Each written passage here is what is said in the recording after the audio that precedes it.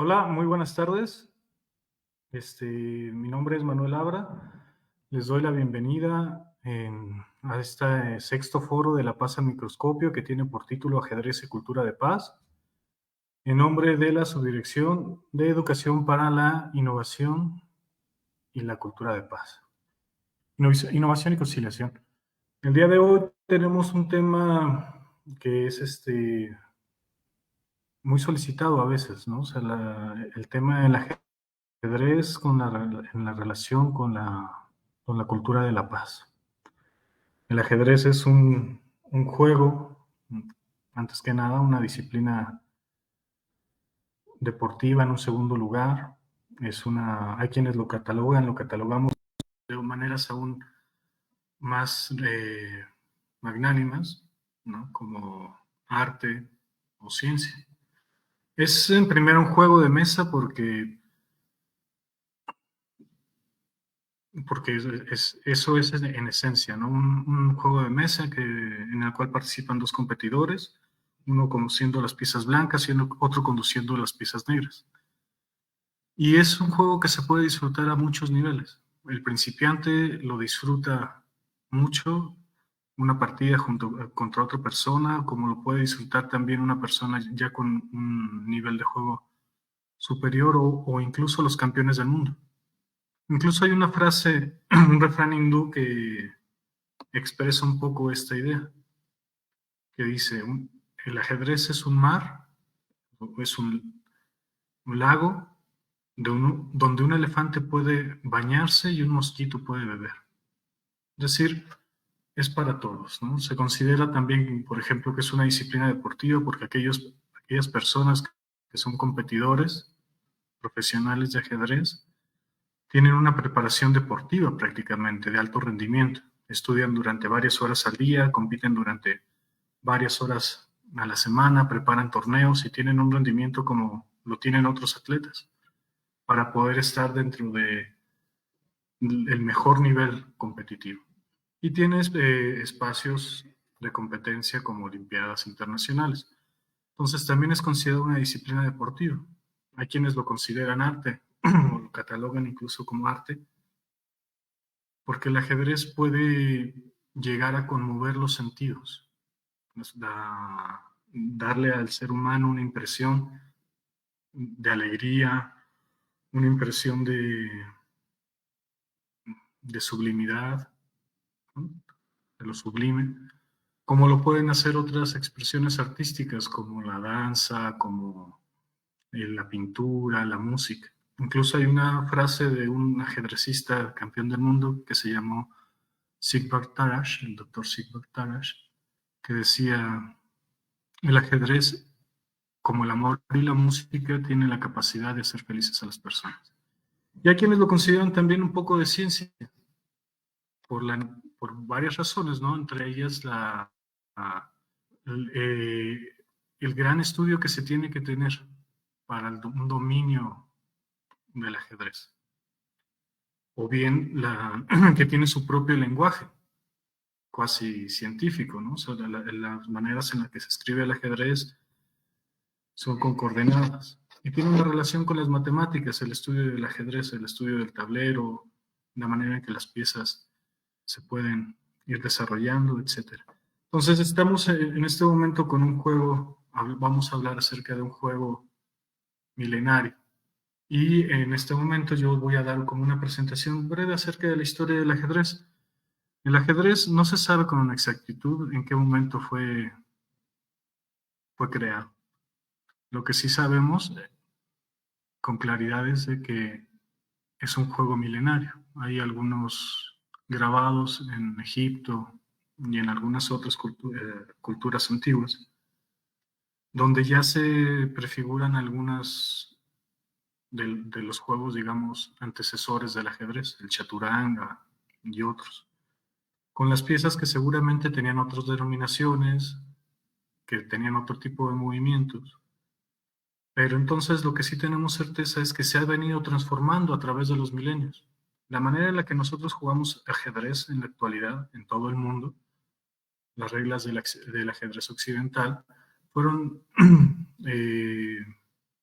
definidas ya con certeza después de, bueno, por ahí, en la Edad Media, seguramente a principios del siglo XVI o a finales del siglo XV. Y es donde tenemos ya definidos lo que es el juego moderno del ajedrez. Pero lo que tenemos una historia muy épica acerca de la creación del ajedrez, y es una historia que se conoce como la leyenda de Cisa. Esta historia narra cómo un rey de un imperio muy poderoso se encontraba afligido porque había perdido a su hijo en la guerra con un reino vecino. Y sin tener motivos, sin tener las fortalezas para recuperarse anímicamente, pide a los súbditos que le entretengan con juegos, con divertimentos diversos, en busca de algo que pudiera hacer que él recobrara la alegría.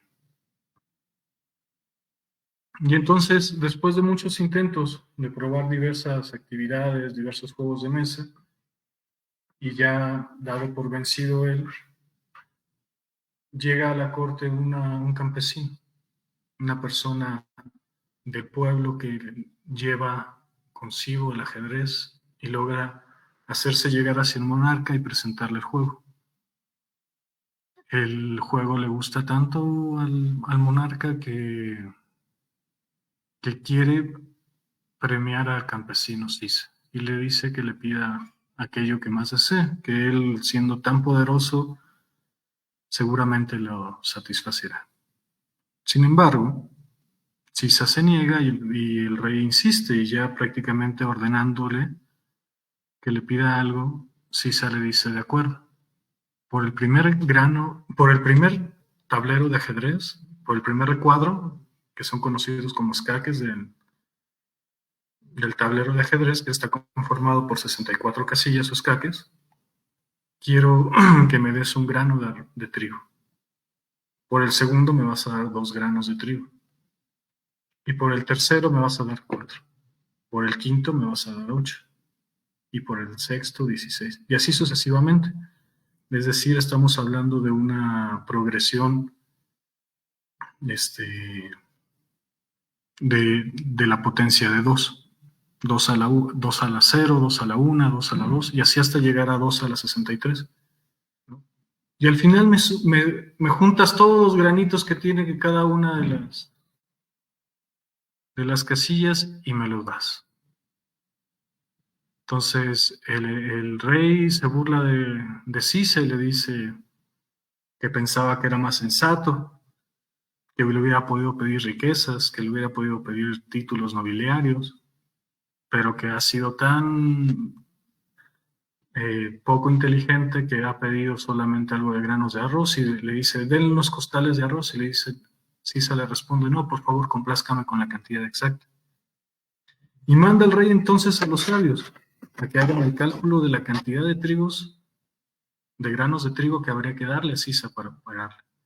Y los sabios al poco tiempo regresan y le dicen que es imposible, que para poder pagarle a Cisa la cantidad de granos de trigo, tendrían que sembrar todos los sembradíos de todas las tierras del reino solamente de trigo y juntarlas durante más de 1000 años.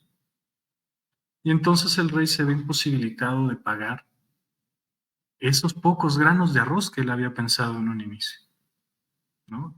Que la cantidad son 838.488.366.987 toneladas de trigo. Y en la actualidad, con la producción que se genera de trigo, tardaría aproximadamente 1147 años en juntarse esa proporción.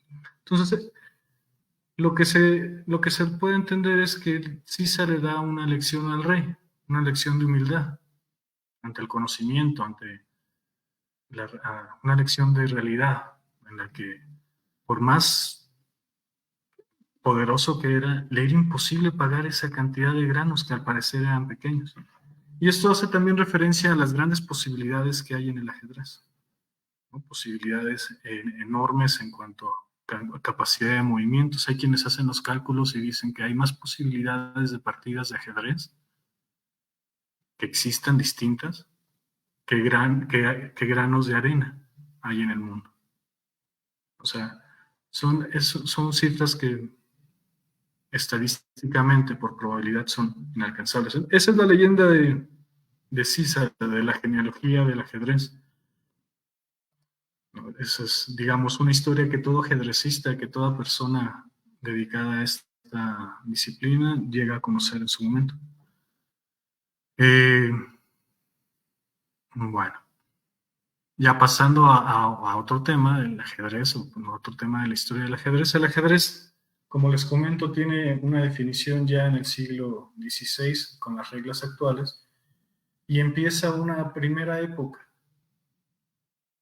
Hay varias maneras de estudiar la historia del ajedrez. Una es a través de los campeones mundiales de ajedrez. Cada uno de ellos es representante de algunas escuelas, de algunos criterios con los que se jugaba ajedrez en una época, ¿no?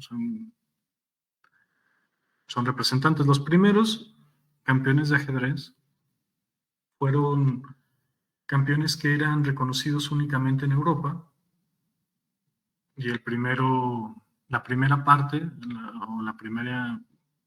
primer grupo de los campeones de ajedrez fueron españoles, italianos, franceses, sobre todo.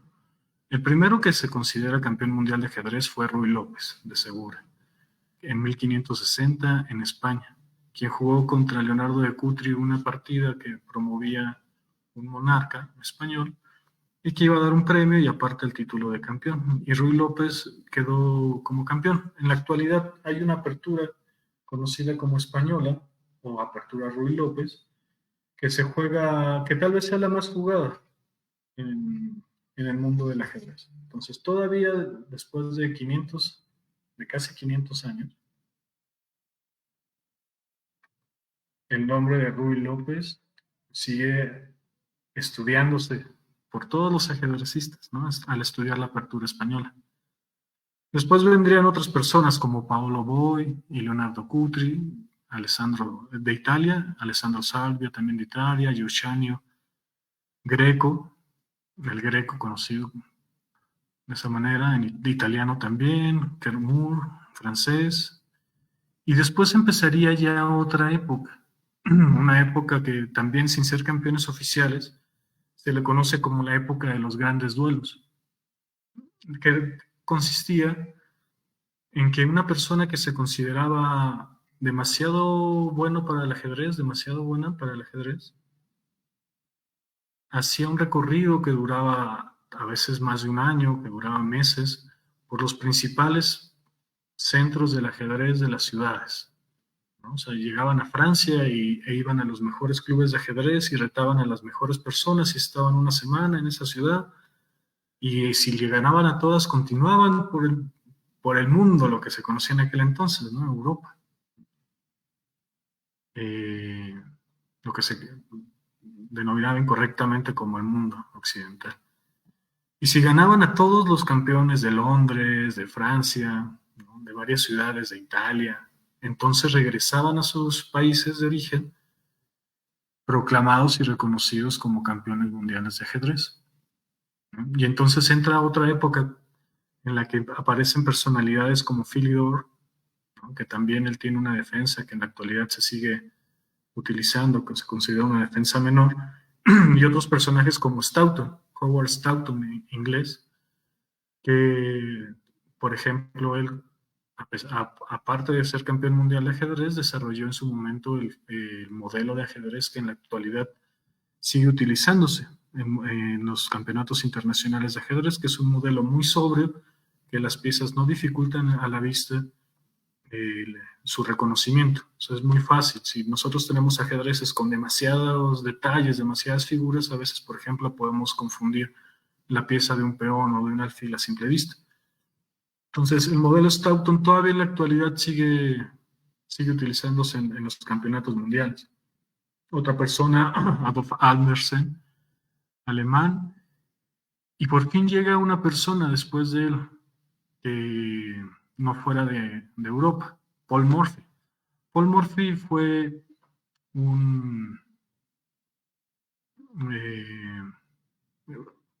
ciudadano norteamericano que estudió también abogacía, derecho, y que viajó de esta manera, apoyado por algunos mecenas, a Europa a enfrentarse con todos los grandes jugadores de aquel entonces, de ajedrez y retar. Su participación en el mundo del ajedrez fue muy épica en ese sentido. Llegó, venció a todos, llegó exhibiciones simultáneas donde jugaba contra grandes competidores sin ver los tableros al mismo tiempo, ¿no? Se jugaba contra más de una persona y sin ver el tablero. Le dictaban las coordenadas de los movimientos de los rivales y él respondía. Y hacía exhibiciones de esa manera. Hay una partida muy famosa de este personaje, Paul Morphy, que se juega en el palco de una ópera y lo juega contra un duque y un conde en consulta a ellos.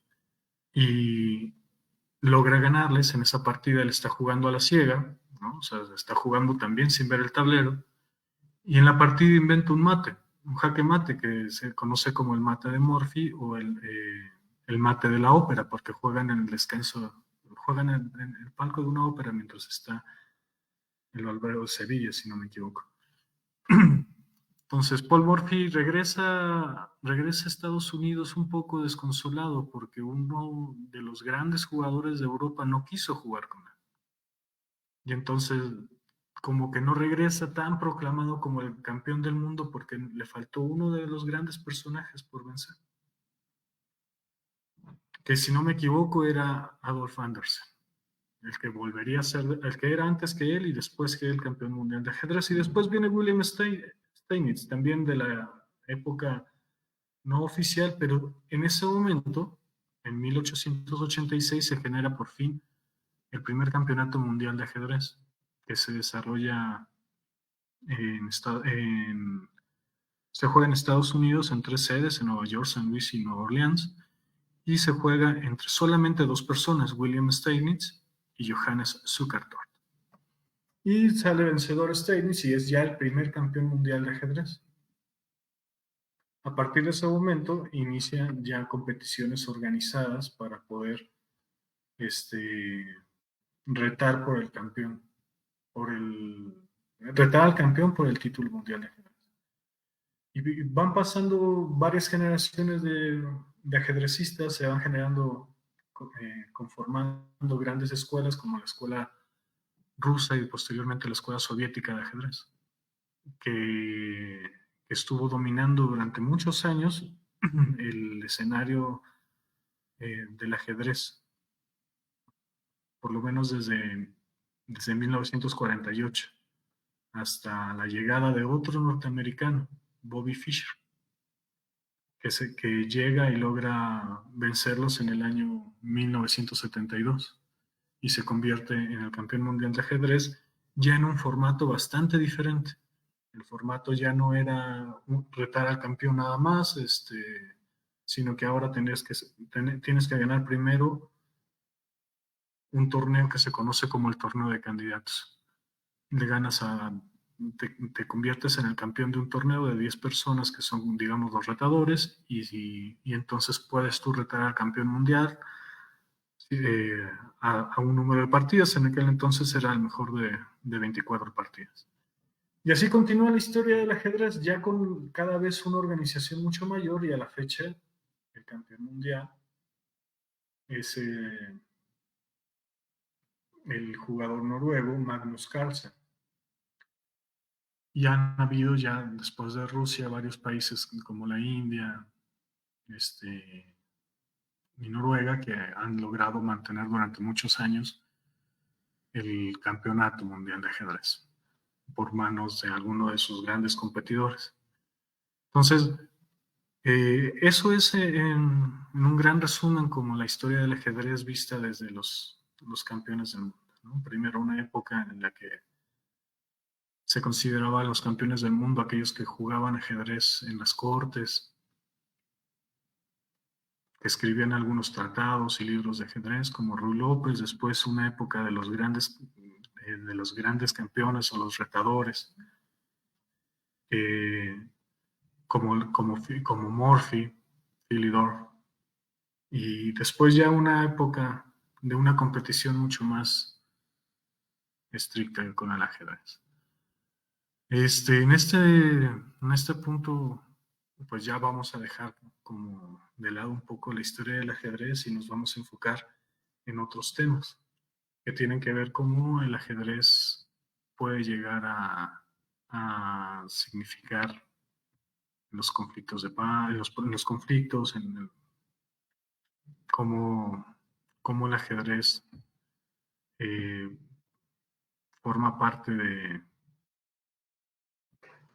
de una actividad, de una convivencia armónica, ¿no? En la construcción de paz. Y solo quisiera hacer, antes de pasar la palabra al siguiente panelista, una referencia a que el ajedrez es una de las disciplinas deportivas o competitivas más nobles que existen. Si no es que la más noble dentro de las disciplinas deportivas reconocidas por autoridades como la CONADE, etc. Y es porque el ajedrez logra enfrentar en igualdad de posibilidades a las más diversas personas. En el ajedrez puede jugar un niño contra un adulto. Puede competir y ganarle el niño al adulto. Puede ganarle una persona de 90 años, de 80 años, a otra persona de 25 años en la mejor condición física del mundo, de su vida.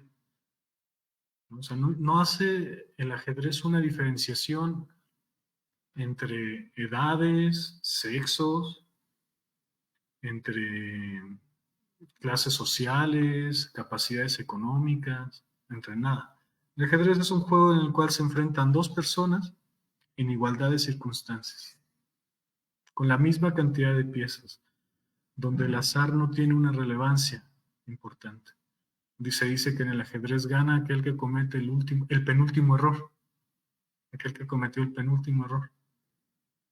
Entonces, el ajedrez es un juego muy noble. Y hay otra frase muy, muy conocida en el ambiente del ajedrez o entre los ajedrecistas que dice que después de la partida, tanto el rey como el peón son guardados en la misma caja. Entonces, bueno, espero que les haya gustado esta pequeña semblanza, esta breve historia del ajedrez. Y vamos a pasar la palabra al siguiente panelista, que es Marco Antonio Ayala. El maestro Ayala es un ajedrecista de un gran nivel y participa también dentro del programa Pilares en la jefatura de unidad departamental de talleres de habilidades cognitivas. Y él nos va a hablar acerca de la importancia del ajedrez en la construcción de la paz y otros temas importantes. Adelante, maestro Marco, por favor. Sí, gracias Manuel Labra, y aprovecho también para darle agradecimiento a la subdirectora María Cristina González Magaña, que nos hizo el favor de invitarnos y estar compartiendo en esta reflexión del ajedrez con otro tema importante que es la paz, ¿no? El cómo convivir, ¿no? En temas sociales. Tú lo has comentado, un proceso ahí histórico donde al inicio era como un juego muy elitista y en la parte de la hegemonía rusa, uno de los tantos temas fue la democratización del ajedrez y eso pues ha ayudado a que sea un juego más social y que te permita tener un enfoque más que quizás ahí se te pasó, fue el tema que es también recreativo, ¿no? A veces las personas se sientan como pretexto para convivir sobre otros temas, como una taza de café, jugar ajedrez, y realmente no les interesa ganar o perder, sino es un pretexto más para poder compartir otros temas. Como bien dices tú, es un deporte, es una ciencia, es un arte, es un juego. Bueno, pues ahí nos faltaría también esta parte de un asunto recreativo. A mí lo que me gustaría comentar, ¿qué tiene que ver el ajedrez con esta parte o en qué nos puede ayudar para eh, mecanismos de evitar conflictos entre las personas? En la formación del ajedrez, incluso yo como matemático, suelo decir que el ajedrez es mucho más formativo que las matemáticas. El ajedrez requiere muchas otras habilidades que las matemáticas no pueden presidir.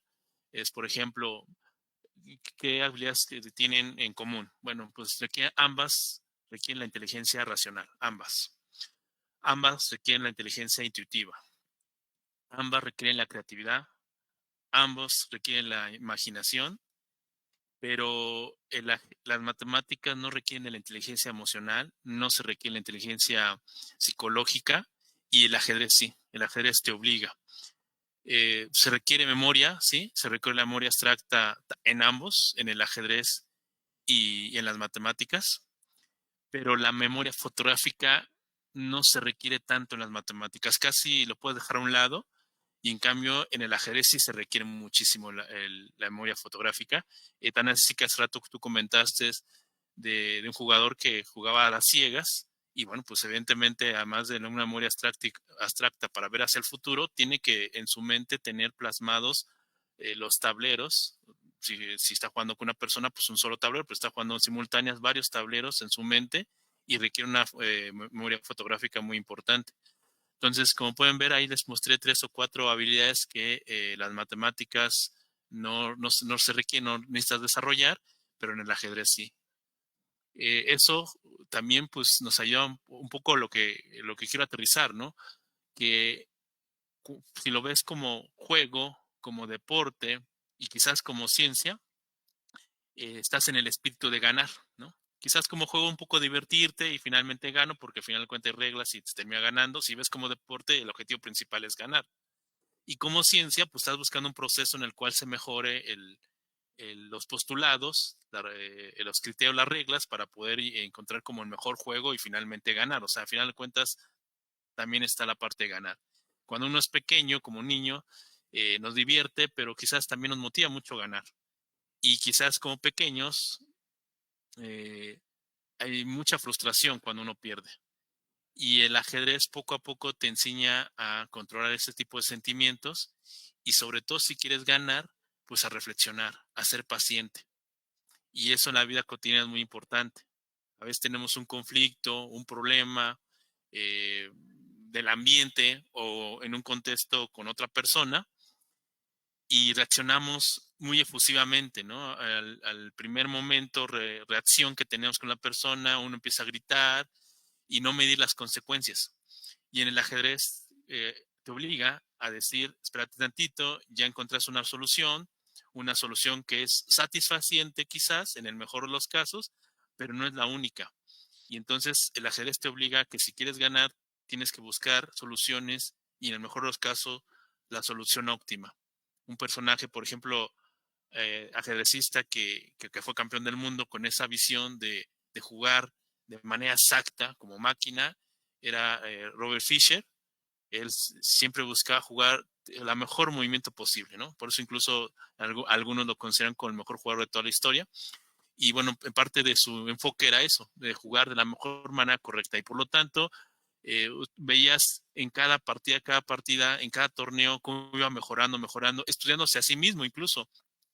Más allá de su súper talento que tenía, lo veías que él se estudiaba a sí mismo, veía qué variante de la apertura, del medio juego, de la secuencia de jugadas eran correctas y en algún momento decía, esto no es, o sea, con esto gano, pero no es la mejor tirada y la mejoraba.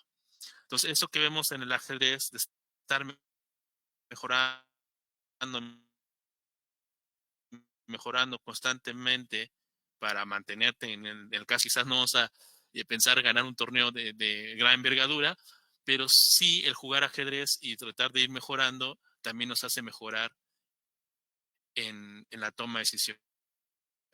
Quiero decir que quizás con algo presunción, eh, cuando digo que soy matemático, me especializo curiosamente en la investigación de operaciones, que es un tema surgido en la Segunda Guerra Mundial. Para no hacerles el cuento largo, es las matemáticas. Más en específico, curiosamente, una rama que les ahí dejo como tarea moral, la toma de decisiones. O sea, mi especialidad justamente es teoría de decisiones. Es decir, no solamente les hablo como ajedrecista, sino les hablo como matemático especialista en la toma de decisiones. Entonces, cuando yo digo que el ajedrez te forma para tomar buenas decisiones, pues en particular cuando son temas de conflicto, ¿no? También lo suelo relacionar con un tema eh, mencionado que bueno, ahí no soy un experto en la parte del cerebro y demás, pero hay una corriente que divide el cerebro, digamos, en tres partes, y la parte más básica le denomina el complejo rectilíneo, como que esta parte de la evolución de los reptiles y demás, y hace referencia que ahí se procesan las acciones más básicas, ¿no? De la supervivencia del humano, de cuando se siente en peligro reaccionar, y, y va muy relacionado, ya como el ámbito social y cultural, cuando erróneamente se suele decir a las personas que tienen ¿cómo se llama? Una actitud, acá en la palabrita, criterio fuerte. O sea, esa persona tiene una actitud fuerte o un carácter fuerte, a las personas que actúan como con voz muy alta o actúan de forma muy severa, ¿no? O reaccionan muy rápidamente a una agresión con agresión. Y no, curiosamente es lo inverso, ¿no? Al menos en mi opinión, y no creo que eso ya sea el único, que una persona con carácter fuerte es la que realmente domina sus sentimientos. Para esta corriente está activándose esta parte del cerebro del complejo rectilíneo, ¿no? De los reptiles. Y la otra parte de la evolución del ser humano va más allá de eso, ¿no? Sí, es importante esta acción y reacción en términos intuitivos, en términos instintivos también, pero para la evolución humana es más bien la reflexión y el análisis. Entonces, igual que en el ajedrez, si tú a un movimiento reaccionas de forma impulsiva, seguramente pareciera la jugada correcta, pero 3, 4 líneas después es totalmente errónea y pierdes la partida.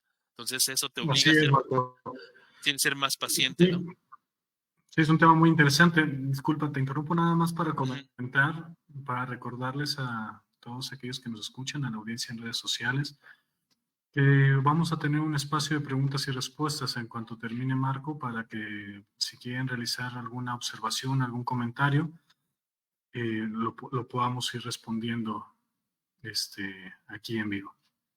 Gracias, Marco. Sí, gracias, Manuel. Y sí, sobre todo es importante la opinión de la audiencia y estaremos para aclarar sus dudas. Entonces, como les decía, en mi opinión, al menos, las personas con un criterio y un carácter fuerte, pues más bien son las personas más pacientes, las que realmente analizan todos los escenarios posibles de un conflicto y evalúan los pros y contras.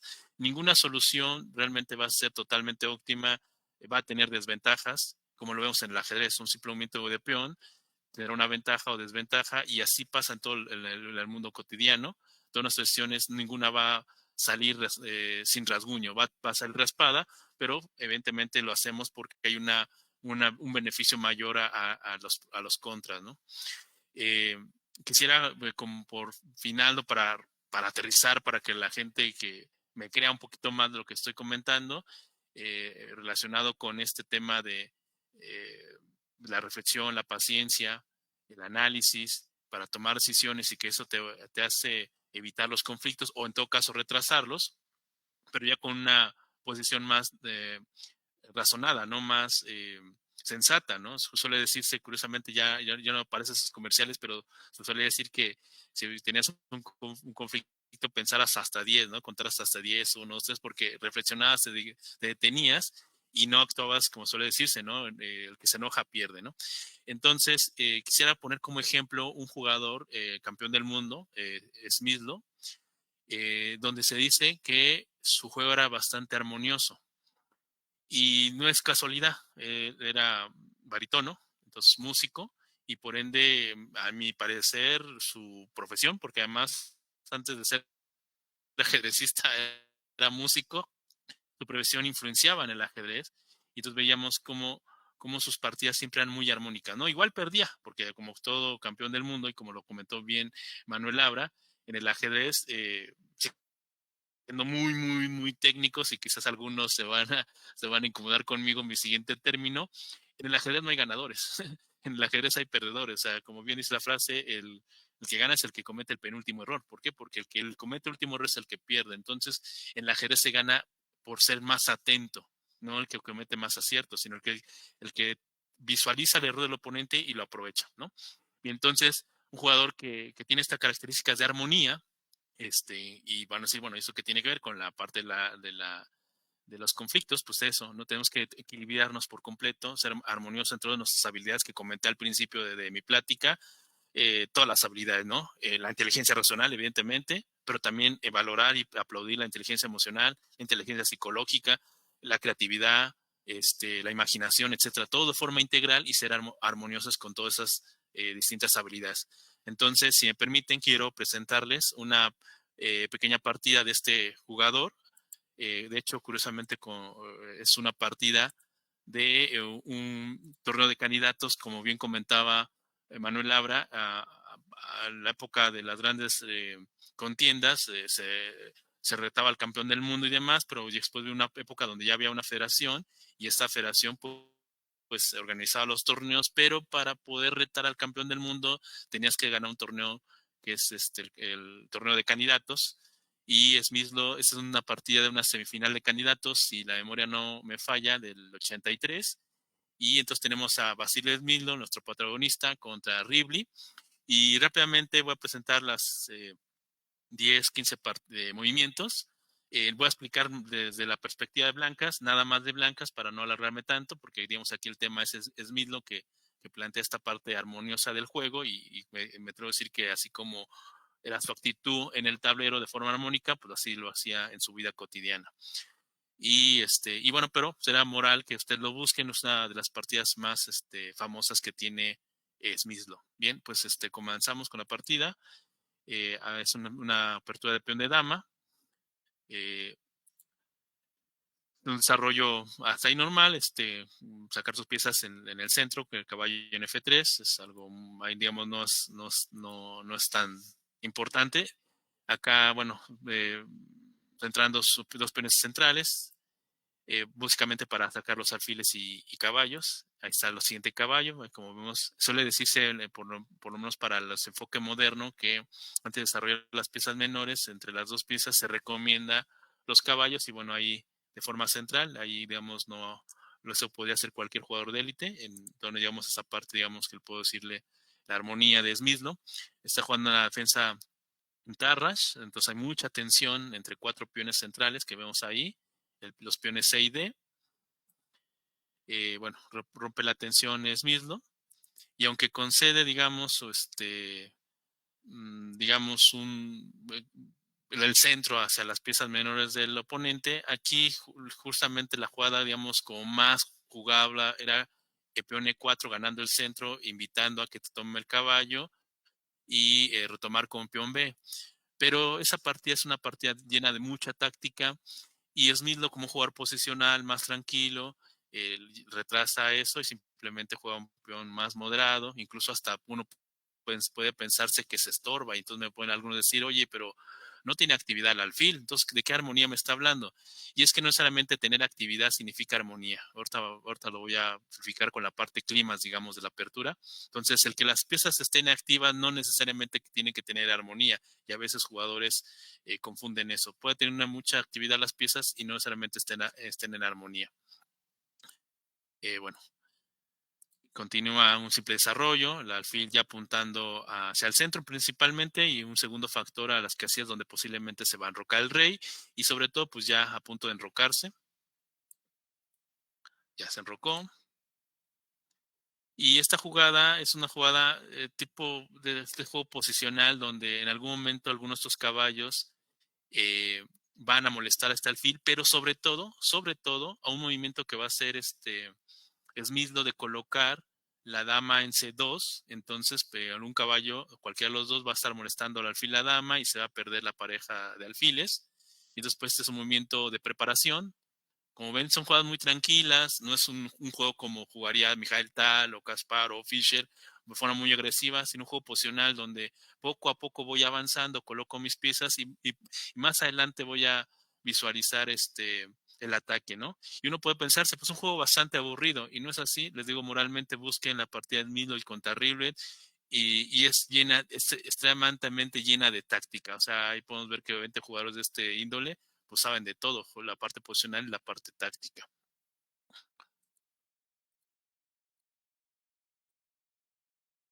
Ahí, bueno, está atacando un peón con dos piezas, pero esto se resuelve de forma táctica. No voy a explicar la parte táctica porque, insisto, quiero explicar la parte armónica. Y aquí está lo que le estaba comentando, el alfil y la dama en la misma fila. De hecho, este movimiento se conoce a nombre de otro jugador importante, Reti. Se le conoce a esta posición de dama y alfil.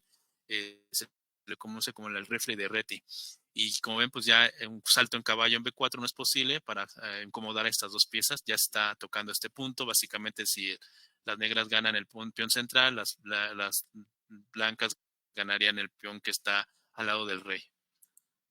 Y por eso justamente avanzan el peón para no perderlo.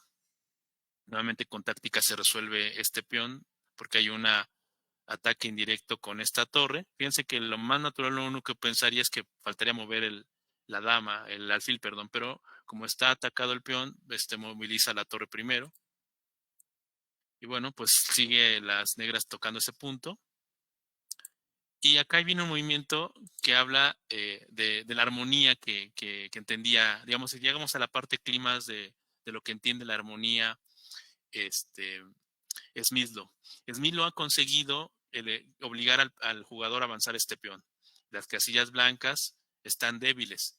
Lo ideal sería, que evidentemente no lo podemos hacer de la manera que yo quisiera, digamos, inmediata, que la dama esté enfrente del alfil y el alfil atrás. Porque si la dama está enfrente del alfil, puedo colocar una dama en esta posición y casi estoy dando mate. Entonces, fíjense la maniobra que utiliza Smith-Lowe. Mueve tantitamente un momento el alfil. Bueno, se mueve el caballo porque estaba nuevamente atacado por el peón. Entonces ya está, se defiende otra vez con el caballo, el otro caballo. Y ahí está, la dama por delante. Y con una serie de maniobras ha conseguido lo que teníamos a la inversa. Al principio teníamos el alfil al frente. Y él se da cuenta que va a hacer mucho más daño si coloca la dama hacia adelante. Con esta posición quiero detenerme y explicarla brevemente que todas las piezas están en armonía. Como ven, nunca hubo un ataque severo, furibundo. Es más, en ningún momento está atacando Smith-Lowe al menos de forma táctica. Sí lo está haciendo de forma estratégica, pero en ningún momento está atacando las piezas de las negras. Incluso las negras son las que han estado atacando. Si fueron bastante perspicaces, se dando en cuenta que todo el momento las negras están atacando este peón solitario, este peón que está aquí en central. En algún momento lo estuvo defendiendo las blancas, pero así como iba defendiéndose, así estaba atacando de forma estratégica hasta llegar al punto clímax, donde prácticamente puedo decir que la partida ya está ganada, de forma estratégica. Ya está ganada, ¿eh? Ya está ganada de forma estratégica. Muchos van a decir, oye, pero está igualado. No, la posición es abrumadora con el simple hecho de haber realizado este intercambio de damas, la dama al frente del alfil. Todo lo demás, aunque parecía que no está jugando, este alfil desde su casilla está tentativamente sacrificando un peón en sacrificando el alfil en el peón que está en H6. Los dos caballos momentáneamente sostienen el centro, porque algo importante en el ajedrez es que para atacar en un flanco el centro tiene que estar sólido, y esos dos caballos están haciendo esas dos funciones, y además posteriormente tienen la facilidad de incorporarse al ataque por el flanco de dama. Y quizás la única pieza que no está jugando, pero de forma innecesaria, será esta torre, pero es que también la otra torre del otro rival está en las mismas condiciones. Es decir, en realidad todas sus piezas están en armonía, están dispuestas para el ataque, y las piezas del oponente se están estorbando. En realidad la dama, al estar muy lejos del rey, no está apoyándolo, y eso es algo que uno tiene que estar siempre considerar. Si la dama está muy alejada del rey, es que tu ataque es muy severo, lo cual no está pasando, y entonces el rey está muy vulnerable. El alfil aquí le está estorbando a la torre. Los caballos están en casillas que están compitiendo por las mismas casillas. Eso también suele ser un error posicional. Y el alfil está chocando con este peón, que la única pieza que está siendo válida en este momento para las negras es el alfil negro, que al menos está defendiendo. Pero de ahí fuera, realmente es una paliza posicional por parte de Smith-Lowe, un jugador que evidentemente está jugando la semifinal de un candidato, evidentemente es un jugador de élite. Sé que a mejor para algunos esto que estoy comentando pues es muy difícil, porque evidentemente Es una partida de un juego muy posicional, incluso estratégico, que casi no estamos acostumbrados, pero me permite platicar de esto de la armonía, cómo poco a poco, sin ser efusivo, sin irse echado para adelante, sino colocando sus piezas, siendo muy tranquilo, encuentra las mejores soluciones óptimas. Y creo que en general la ajedrez te hace realizar esto, buscar el óptimo. Esta partida se la recomiendo, pareciera no parece nada, es muy aburrida, no es el caso, de verdad búsquenla y es una partida de la más táctica, con tipo Kasparov, Fischer, Mijail Tal, es una partida muy táctica de ese nivel de jugadores. Y bueno, pues dejo de compartir y con ello también pues básicamente terminó mi participación, la cual terminó agradeciéndole nuevamente a Cristina González su invitación a este espacio de reflexión y bueno, pues te rezo la palabra de Manuel. Muchas gracias, Marco.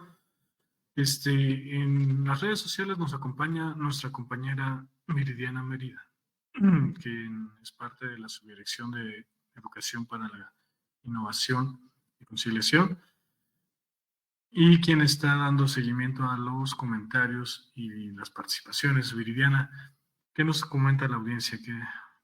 ¿Qué nos están preguntando? Hola, buenas tardes. Hay unas preguntas muy puntuales desde Cultura de Paz, entre ellas, cómo las normas del ajedrez pueden contribuir a que las personas o que los niños comprendan la importancia de los límites y las reglas. ¿Desde qué edad se puede comenzar a aprender a jugar el ajedrez? Y a mí me gustaría agregar qué es lo más importante en estas jugadas, atacar o defender, y cómo ello se relacionaría con la resolución de conflictos.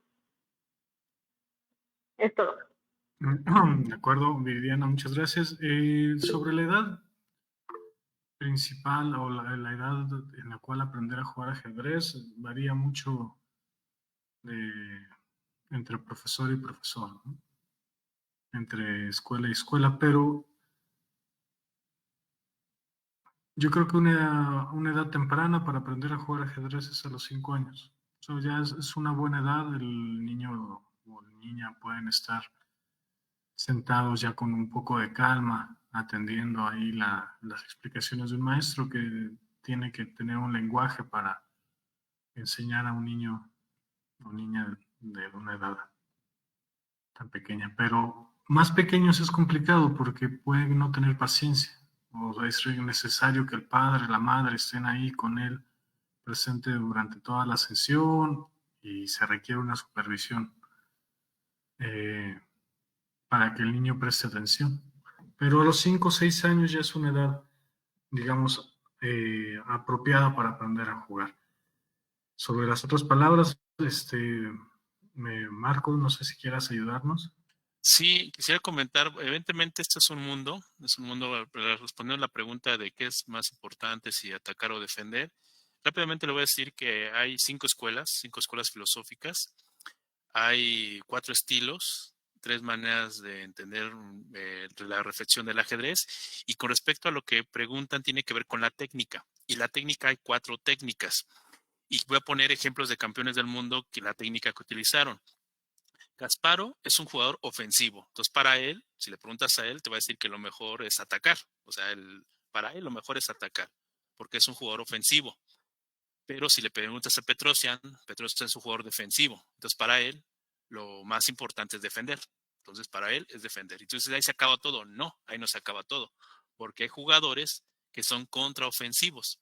Un eterno subcampeón, Víctor Kornoy, era un jugador que permitía primero que tú lo atacaras, o sea, vente, atácame, para posteriormente contraatacarte.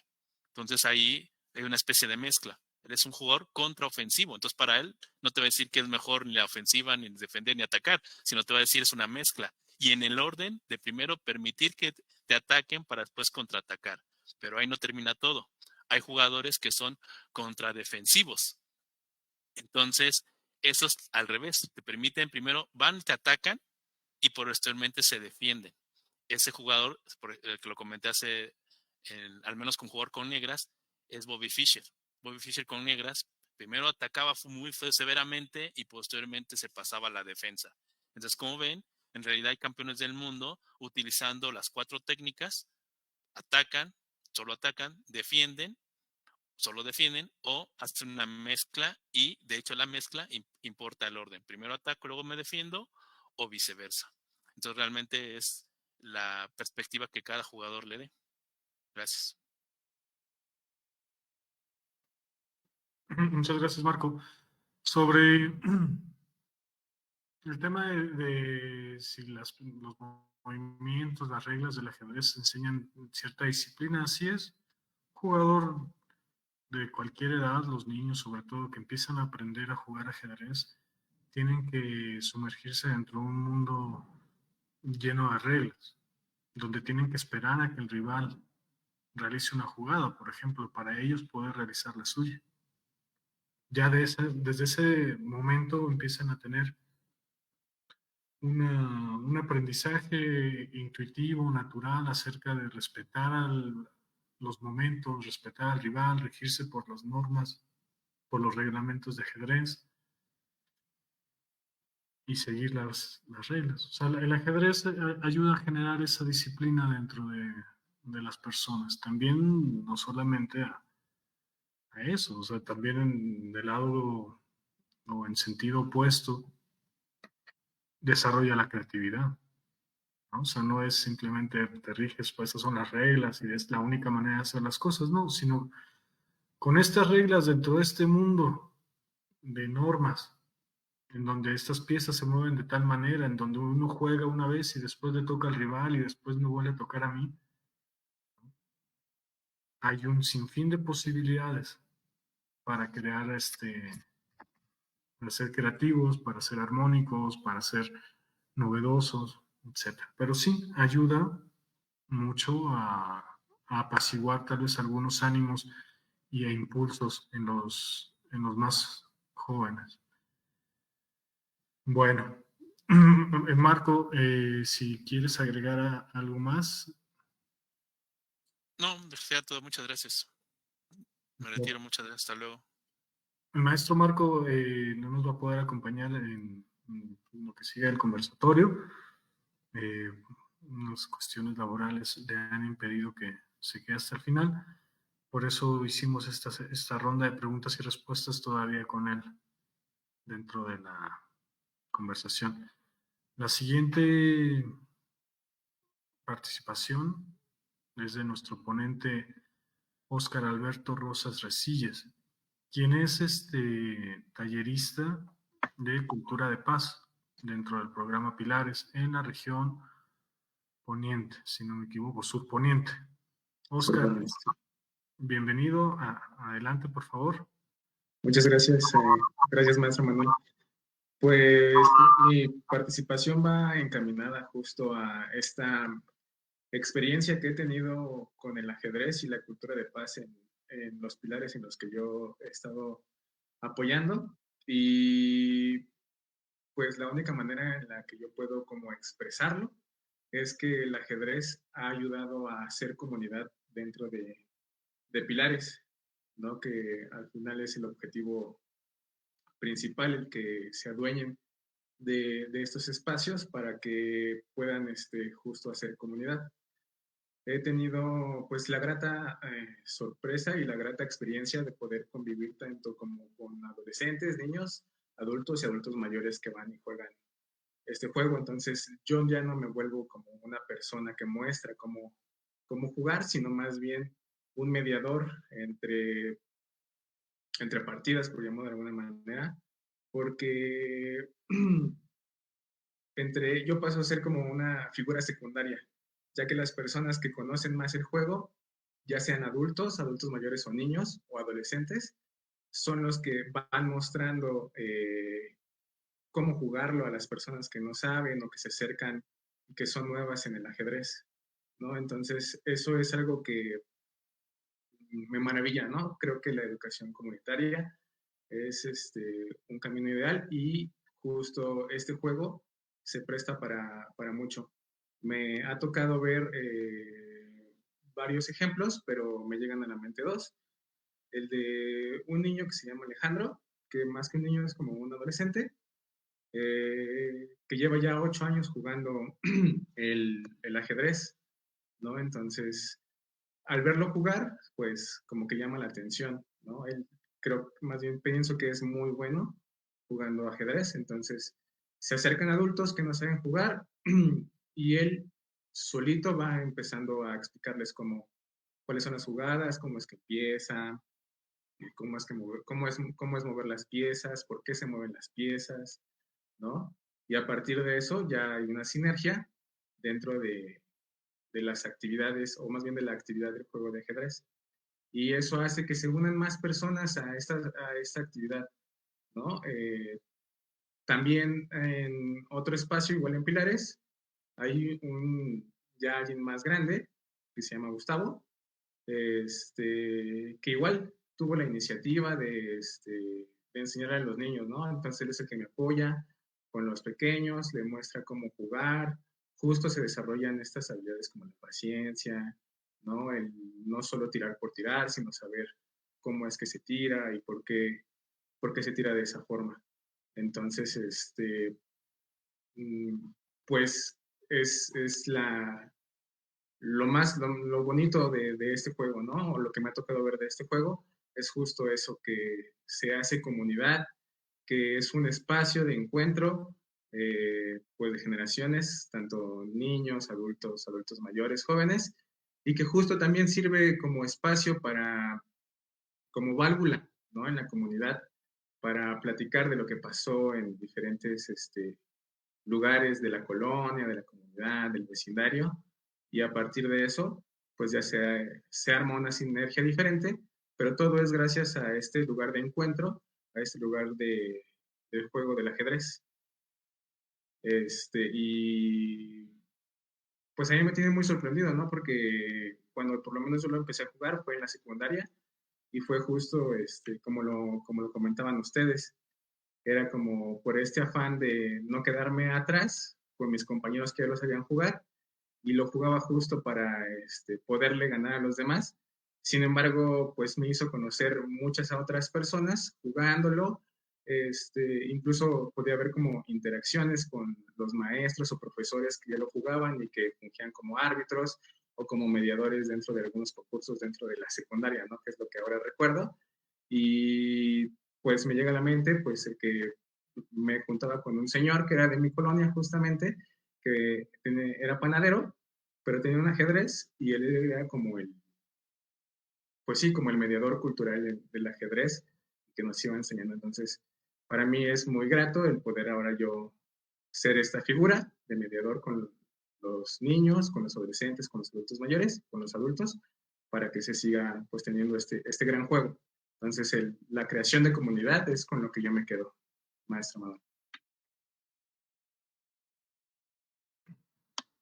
Muchas gracias, Oscar. Una pregunta, ahorita antes de pasar con los comentarios de la audiencia.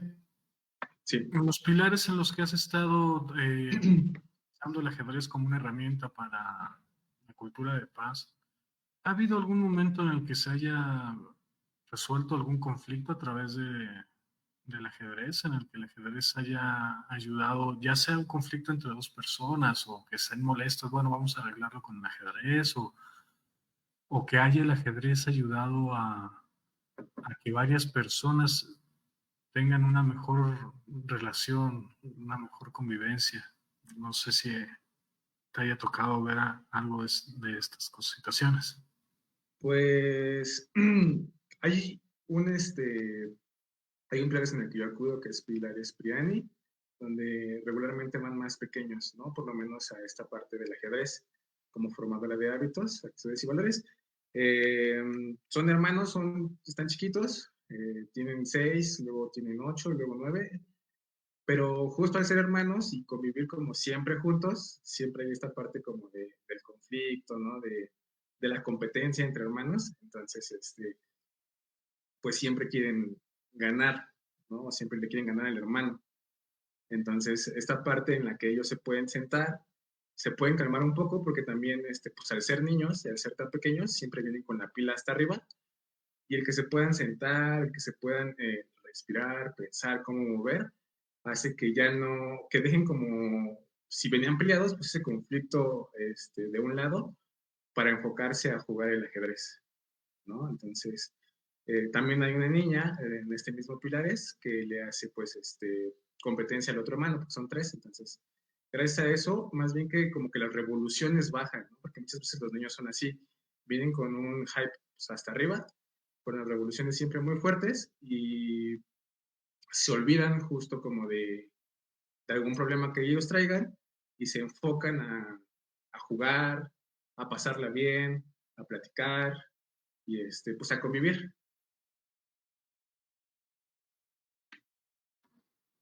Qué bien, Oscar. Yo creo que eso ha ocurrido en muchos pilares, ¿no? Esa situación en la que el ajedrez resulta ser un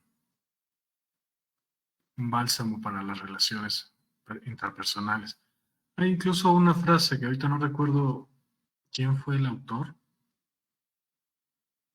Me parece que fue el campeón mundial José Raúl Capablanca, el campeón de ajedrez latinoamericano, cubano, que dijo, el ajedrez sirve como pocas cosas en esta vida para hacernos olvidar por un momento las preocupaciones de la vida diaria. Y es que cuando uno se sumerge dentro del juego de ajedrez, se pone en una actividad que le requiere cierta concentración. Y las preocupaciones se van por ese momento, ¿no? O sea, situaciones emocionales, económicas, etcétera. En ese momento se dilucidan y te dan un momento estás en un momento de calma, ¿no? Un momento en el que puedes olvidarte tú de situaciones estresantes, de rencillas, no sé, ¿no? O sea, en una partida de ajedrez hay un momento en el que el espíritu se sosiega, se tranquiliza, se despreocupa de las situaciones más apremiantes o preocupantes que uno pueda tener en la vida diaria. Sí, definitivamente, yo creo que por lo menos le hace mucha justicia a esta frase, ¿no? De cuando meditas, de estar en aquí, en la hora, es esencial, ¿no? En un juego de ajedrez, porque justo como lo decían ustedes, nuestros pues tienen que estar atentos a los errores del otro o a tú no cometer un error. Entonces, pues tienes que estar, tu concentración tiene que estar en ese mismo momento, en ese lugar, con los pies en la tierra para saber cómo jugarlo. Así es, Oscar. Bueno, quisiera preguntarle a Viridiana Mérida si tenemos algún comentario, alguna pregunta por parte de la audiencia. Por ahora no, solo a mí me gustaría agregar como la relación de la explicación que hace rato hacía Marco Ayala, ¿no? Como estas formas de jugar el ajedrez, ya sea de defenderse o de atacar o contradefensivo, se relaciona con la forma en la que a veces solucionamos o no los conflictos, ¿no? Como a veces queremos ganar y no nos importa si el otro pierde, o a veces no nos importa perder, solamente evitar el conflicto, y estas formas en las que también enfrentamos los conflictos de la vida diaria. Solamente eso, y pues adelante, Manuel. Gracias, Viridiana. Bueno, a mí me gustaría comentar que el ajedrez ayuda a generar a la toma de decisiones, ¿no? Ayuda a tener una serenidad en el momento de tomar decisiones. En el ajedrez se habla de atacar, ¿no? Ojalá que en la vida no se hablara en la vida diaria de atacar, que yo tengo que decidir si ataco a otra persona, ¿no? Esa no es la situación, sino es como tomar la decisión de tomar la iniciativa, de ir a tratar de conseguir un logro, ¿no? O sea, voy a tomar la iniciativa, voy a movilizar yo todas mis capacidades, mis herramientas, mis habilidades para conseguir un objetivo que yo me propongo. No sé, terminar una carrera o emprender un negocio, crear una cooperativa, escribir un libro, ¿no? Entonces, habrá un momento en el que uno tiene que ser, actuar con gran empuje, ¿no? O sea, que podría ser como el ataque dentro del ajedrez, ¿no? O sea, voy a atacar, tomo la iniciativa, me voy con todo a por ello, a conseguir aquello que es mi objetivo en este momento, mi sueño, mi ilusión. Eso, digamos que el ajedrez va formando dentro de las personas, y también en otro momento a ser paciente, a tomar jugadas con mucha tranquilidad, que al parecer no son tal vez las más arrojadas, las que van a obtener el resultado más inmediato, más espectacular, no es la más arriesgada. Sin embargo, puede ser una jugada, una decisión más estratégica, ¿no? En el ajedrez tal vez con conceptos como posicionar, ¿no? Cómo me posiciono ante la vida, cómo genero yo una estrategia para lograr una consecución de un objetivo. Entonces, esas definiciones yo creo que van generando, o esas dinámicas que se dan en el ajedrez, van aportando al espíritu, al carácter de la persona que lo juega, ¿no? Y viceversa. La manera en la que es la persona en la vida, ¿no? Una persona muy extrovertida, por ejemplo, tenderá a ser dentro del ajedrez un jugador de ataque, por decirlo de alguna manera. Un jugador muy táctico, ¿no? Que busca ganar las partidas con combinaciones sorprendentes, ¿no? Un jugador tal vez más introvertido, más reservado, más analítico, tenderá a su juego a reflejar su personalidad y entonces tener un juego posicional, ¿no? O sea, antes de irme por aquello que, aunque sea arriesgado, aunque sea muy llamativo, es arriesgado, mejor con calma voy a ir teniendo un desarrollo de mis piezas y en el momento adecuado voy a tomar la iniciativa. Entonces, son ambas maneras, ¿no? O sea, tanto el ajedrez refleja, la manera en la que una persona refleja,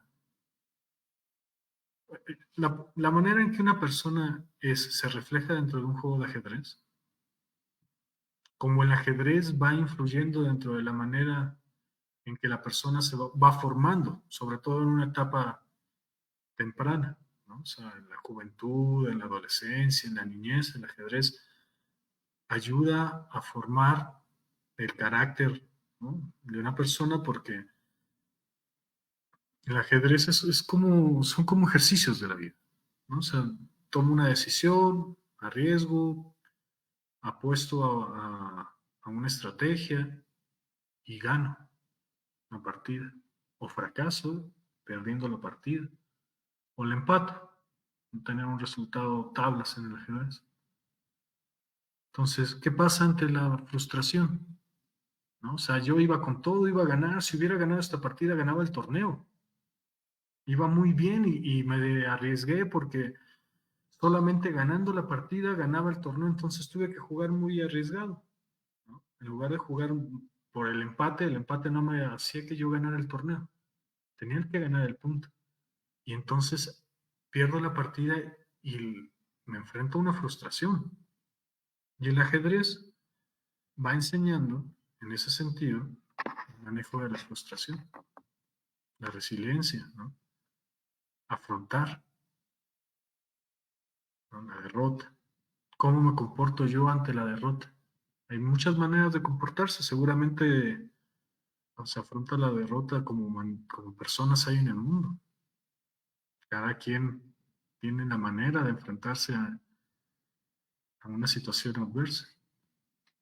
Y el ajedrez lo que va generando es un espíritu en el cual la gente se puede ir reponiendo más fácilmente de esa derrota. ¿Por qué? Porque en el torneo de ajedrez tengo la partida dentro de un rato más, la siguiente partida, perdí esta partida.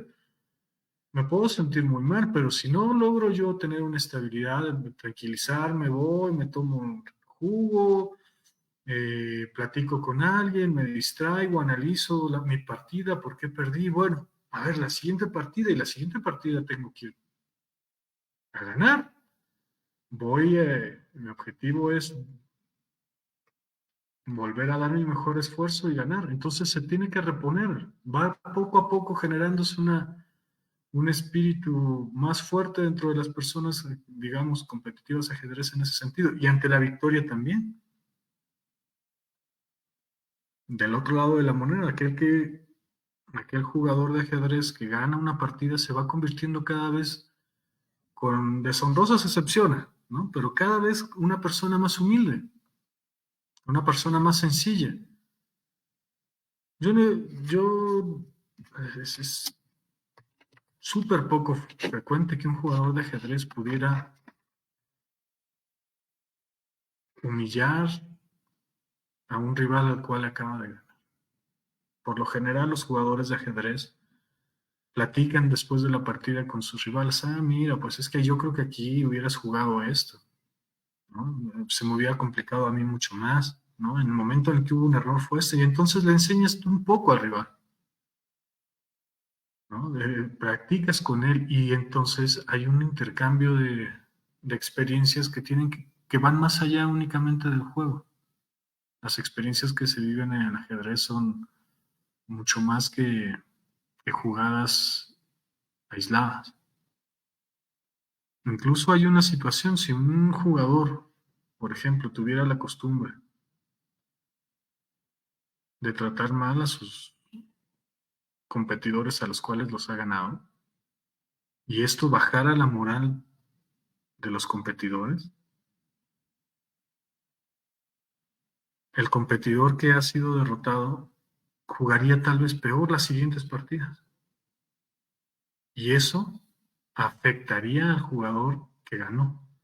Porque los desempates en el ajedrez, muchos de ellos hacen una valoración del resultado en el torneo que tuvieron tus rivales. Entonces, si tú desanimaras mucho a tu rival, por ejemplo, sería contraproducente para ti mismo, como lo es en la vida diaria, en muchas situaciones. Si tú generas inarmonía en la familia, al final puede eh, generarte a ti situaciones también inarmónicas. Entonces, el ajedrez va ayudando mucho a convertirse en un buen ganador y a reponerse ante situaciones de derrota o de tropiezos.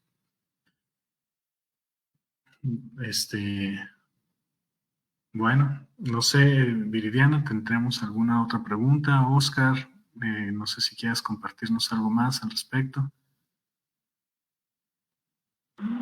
Hay un par de preguntas, una de Lisette Salcedo. Ella pregunta, ¿el ajedrez no causa violencia por perder? Y ¿No causa Luis Bueno, no causa violencia por perder. Y de Luis Bueno, él dice, entonces el ajedrez, aparte de hacerte pensar más estrategias, te ayuda a concentrarte y no cerrarte a las mismas formas. Son esas dos preguntas. Muchas gracias, Viridiana. Oscar, ¿quieres hacer uso de la palabra? Sí, bueno, yo pienso que el ajedrez no causa más violencia por perder. Por ahí alguna vez vi un video de Leo García, ajedrecista español, que decía que, como tú lo comentabas, ¿no? A veces el que más gana en el ajedrez es el que pierde, ¿no? Porque aprende de esos errores y pues muchas veces el contrincante le muestra cuál ha sido como el error y de qué manera se puede jugar. Entonces, pues más que violencia, pues creo que comunidad es lo que se hace.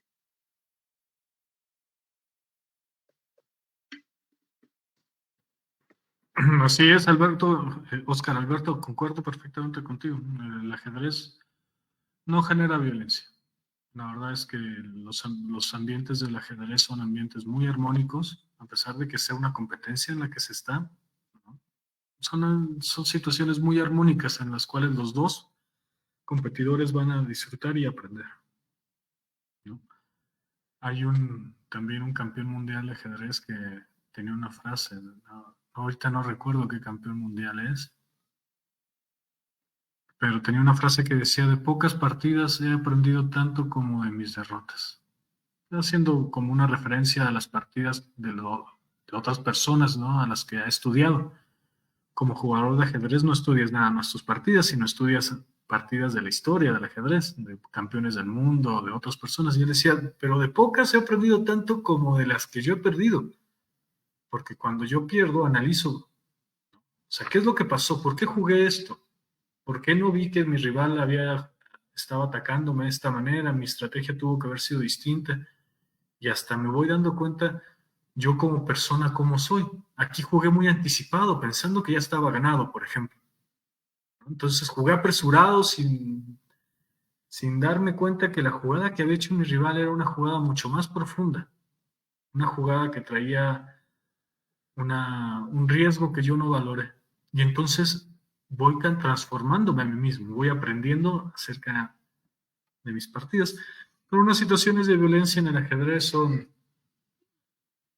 no sucede, no es tal vez como otros deportes donde los ánimos son demasiado altos, ¿no? No sé, boxeo o otros donde los rivales quedan con un enojo y tal vez quieren decirse de palabras, hacerse de palabras, no lo sé.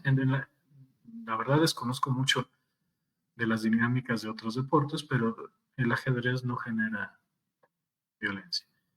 Y en la relación a la segunda pregunta, comentario que nos hace Viridiana, así es, el ajedrez enseña mucho de estrategia ante la vida.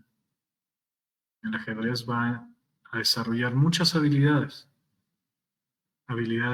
cognitivas, ¿no? La memoria, la concentración, la abstracción, habilidades emocionales, como lo acabamos de ver, de afrontar la frustración, la resiliencia, convertirnos en buenos ganadores, habilidades sociales, tal vez socioemocionales, ¿no? O sea, por ejemplo, la gente que le conflictúa mucho la relación con otras personas por X razón, muy introvertidas, llegan a desarrollar un espíritu más abierto en un ambiente que le agrada bastante, ¿no? Y empieza a convivir más. Incluso cuestiones de salud, ayuda a controlar Alzheimer, a prevenir enfermedades crónico-degenerativas mentales, o ayuda en otros tipos de situaciones de la salud, como el abanico del espectro autista, ¿no? Las personas que llegan al ajedrez con este tipo de situaciones en las cuales no pueden convivir bien con los demás, tienen una medicación, etcétera, obtienen unos beneficios prácticamente inmediatos, a los pocos meses, y dejan de tomar pastillas, una gran cantidad de medicinas, tienen una dinámica en la cual les es muy atractiva, les genera un reto, ¿no? Los vuelve más sociales, quieren ir a los torneos, ¿no? Donde hay mucha gente, a diferencia en otros momentos en los que tal vez no hubieran querido estar dentro de un ambiente con varias personas. Hemos tenido numerosos casos en el ajedrez de personas a quienes la vida les ha cambiado el ajedrez en ese sentido, y en ese y en muchos sentidos. Pero entonces tenemos que el ajedrez como que influye de manera positiva en varios aspectos de las inteligencias, ¿no? Incluyendo aquellas cognitivas de generación de estrategias, por ejemplo. Y pues bueno, la verdad es que estos conversatorios que se tienen en Pilares, ¿no? Pasan microscopio, igual que muchos otros, a veces el tiempo nos queda corto. El día de hoy se nos ha terminado el tiempo para el conversatorio. Invitaría a Óscar a que hiciera una última reflexión a manera de cierre, y ya nos despediríamos de ustedes.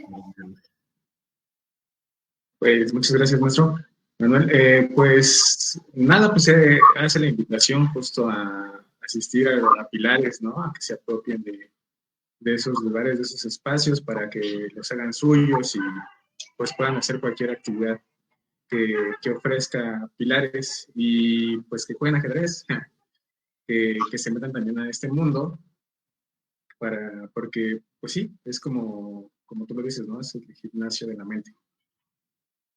Muchas gracias, Oscar. Pues le agradezco a todos su participación, a toda la audiencia que nos haya acompañado durante esta transmisión y los invitamos a que nos sigan en futuros conversatorios de La Paz al Microscopio en Pilares. Muchas gracias y estaremos ahí atentos de sus comentarios en las redes sociales. Que tengan una excelente noche.